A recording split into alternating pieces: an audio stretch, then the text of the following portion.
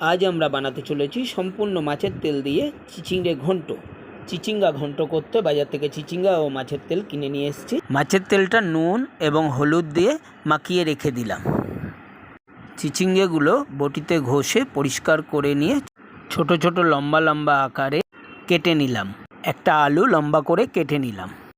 কড়াই গরম হয়ে গেলে শুধুমাত্র মাছের তেলগুলো দিয়ে দিলাম। তেলের শক্ত অংশগুলো তুলে নিলাম একটা বাটিতে এবং শুধুমাত্র তেলটা কড়াইতে রয়ে গেল। সেই তেলেতেই আলু ভেজে নিলাম। আমরা এখানে সাদা তেল বা সরষের তেল কোনোটাই ব্যবহার করব না। আলু ভাজা হয়ে গেলে একটা পাত্রে তুলে নিলাম।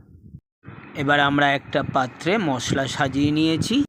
আলু তুলে নেবার পর কড়াইতে যে তেল থাকবে তাতে দিলাম 2টো তেজপাতা, 2টো শুকনো লঙ্কা, হাফ চামচ মতো কালো জিরে, পেঁয়াজ কুচি, কাঁচা লঙ্কা কুচি, গ্রেট করা রসুন, গ্রেট করা আদা, ভালো করে নেড়ে চেড়ে নিয়ে টমেটো কুচি দিলাম। এর সাথে দিলাম জিরে গুঁড়ো, ধনে গুঁড়ো ও হলুদ গুঁড়ো। আবার একটু নেড়ে চেড়ে নিয়ে তাতে দিলাম স্বাদ মতো লবণ। সামান্য জল দিলাম। ভালো করে মশলাটাকে কষিয়ে নিলাম। কষাতে কষাতে মশলার থেকে তেল ছেড়ে এলে চিচিঙ্গেগুলো দিয়ে দিলাম। ভালো করে উল্টে পাল্টে নেড়ে চেড়ে দিয়ে চিচিঙ্গেগুলোকে তেলের সঙ্গে ভালো করে মিশিয়ে চাপা দিয়ে দিলাম।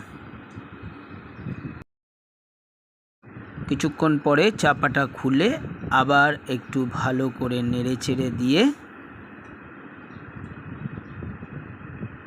চিচিঙ্গেগুলো মজে এলে তাতে যোগ করলাম ভেজে রাখা আলুগুলো। আবারও আলু ও চিচিঙ্গে ভালো করে মিশিয়ে নিলাম। চিচিঙ্গে ও আলুগুলো ভালো মতো মজে এলে তাতে সামান্য জল অ্যাড করলাম। আবারও কিছুক্ষণ চাপা দিয়ে দিয়ে কষালাম। এর সাথে যোগ করলাম মাছের তেলে তুলে রাখা তেল পটকা। আবারও ভালো করে নেড়ে চেড়ে নিলাম। সামান্য একটু চিনি যোগ করলাম। চিচিঙ্গের সঙ্গে সামান্য একটু চিনি যোগ করলে স্বাদ ভালো আসে। চিনি দেওয়ার পর